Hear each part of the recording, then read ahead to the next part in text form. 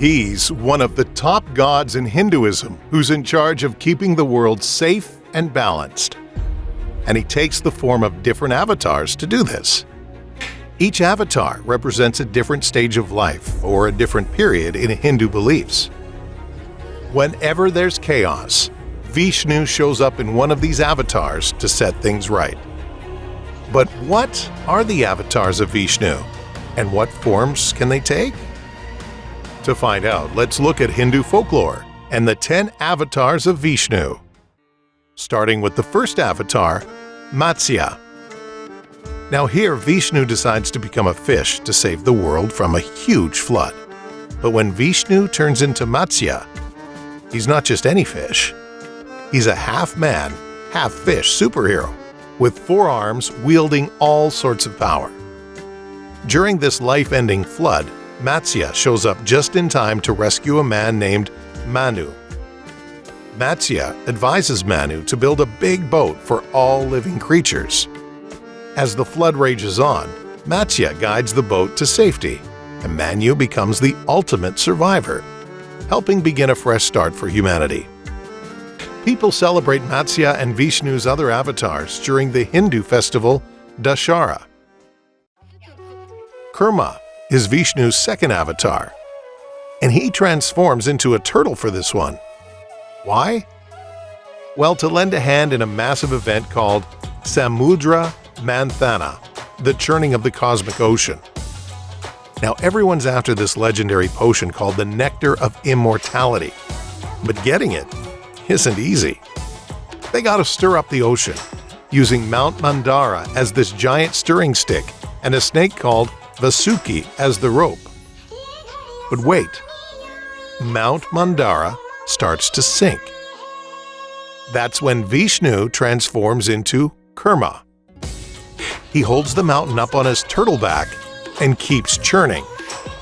Now as they stir things up, all sorts of stuff pops out, even this crazy poison that could wipe out life on Earth. And you know what else surfaces? The goddess of wealth, Lakshmi, and the god of medicine, Dhanvantari, who has the precious nectar of immortality. But here's where it gets juicy. Everyone's dying for that nectar. Gods and demons go head-to-head. But with Vishnu's backup, the gods snatch the nectar and secure immortality. Alright, now let's talk about Vihara. He's Vishnu's third avatar form.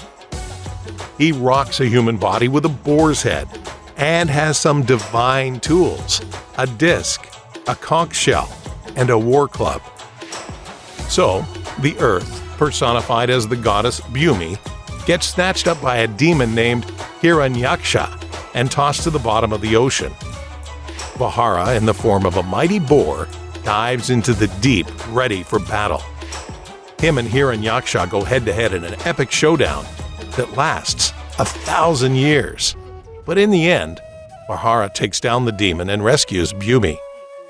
After her rescue, Vihara kicks back on Mount Meru, the center of the universe, and gets busy creating the world.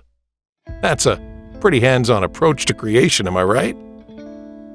Okay, now let's dive into the captivating tale of Narasimha, an incarnation of Vishnu known for his fierce but protective nature.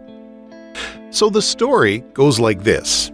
The demon king Hiranyakashipu banned worship of Vishnu and made life miserable for his followers.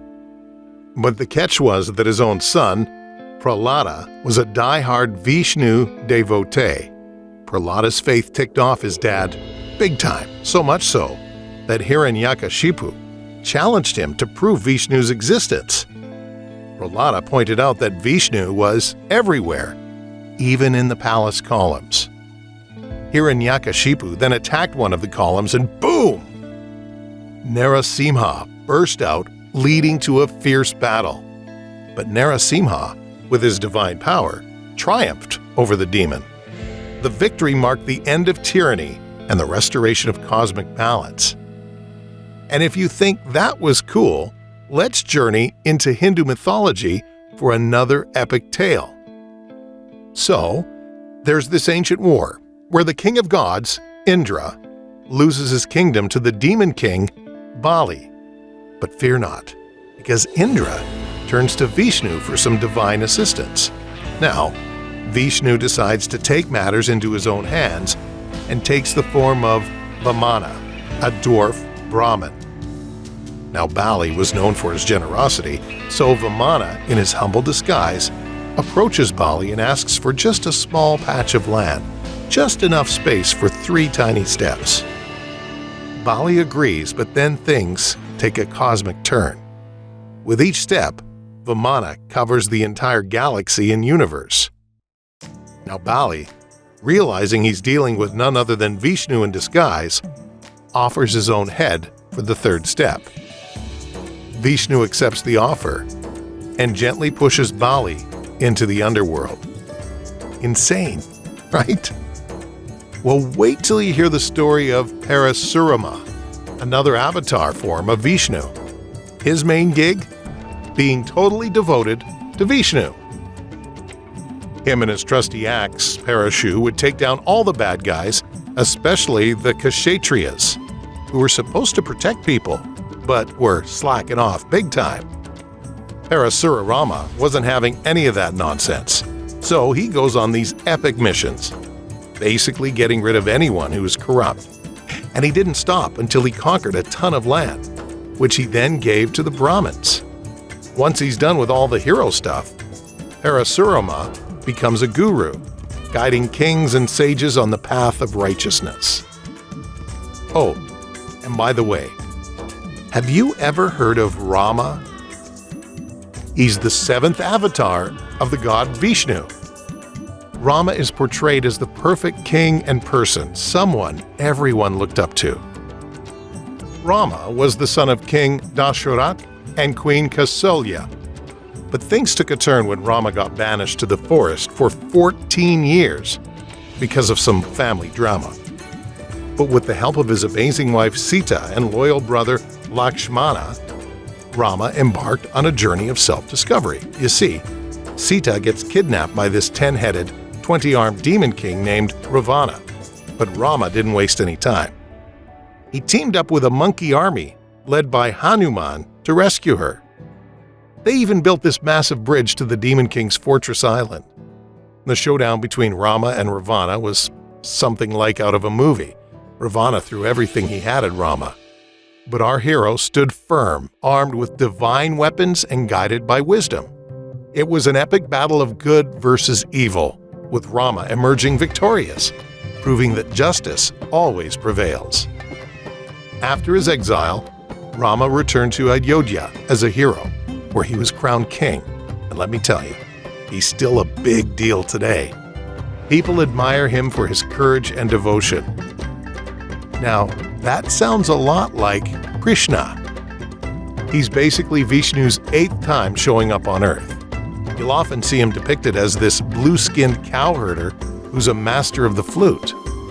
Now, Krishna's love story with Radha is legendary, but it all starts with a pretty dramatic birth.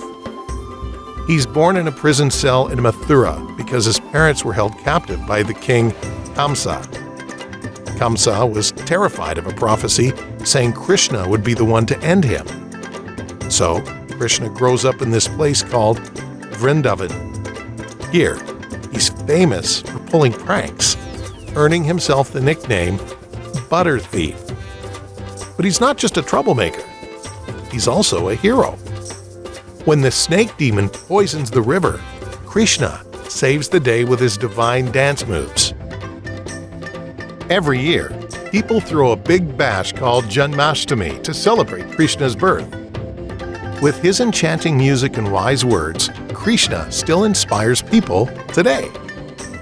Now, it's time to dive into the fascinating world of Hinduism and Buddhism. So in Hindu belief, Buddha is seen as the 9th avatar of Vishnu, and his story is pretty incredible. Born as Siddhartha Gautama into a royal family, he ditched all the fancy stuff to search for truth, and guess what? He found it under a bodhi tree, becoming the Buddha, the enlightened one. Buddha's mission was all about getting back to what really matters in life. He taught the Four Noble Truths, basically diagnosing the causes of human suffering and offering a roadmap to peace and liberation called Nirvana. It's like hitting the reset button on all the chaos and finding inner peace. Now, seeing Buddha as an avatar of Vishnu isn't just a religious thing. It's a symbol of how Hinduism embraces different ideas and traditions. And that brings me to humanity's destroyer, Kalki. So according to Hindu beliefs, whenever the world gets all messed up with evil and chaos, Vishnu pops down to Earth in different forms to set things right. And Kalki is supposed to be the final boss, the 10th and last incarnation of Vishnu. Now here's where it gets really interesting. Kalki isn't just any old hero. He's like the chosen one, destined to show up when the current age, called Kali Yuga, is on its last legs. His job is to bring back goodness or dharma, kicking evil to the curb once and for all. Oh, and Kalki won't be fighting solo. He's got this crew of 7 super warriors, called the Saptarishis, to back him up. Together, they're gonna clean house and bring in a new era of truth and goodness. So, yeah, Kalki might be the destroyer of evil, but he's also the bringer of hope, ready to shake things up and start fresh. And if you like knowing more about the world of ancient mythology, click on this next video to find out more about the neglected children of Loki.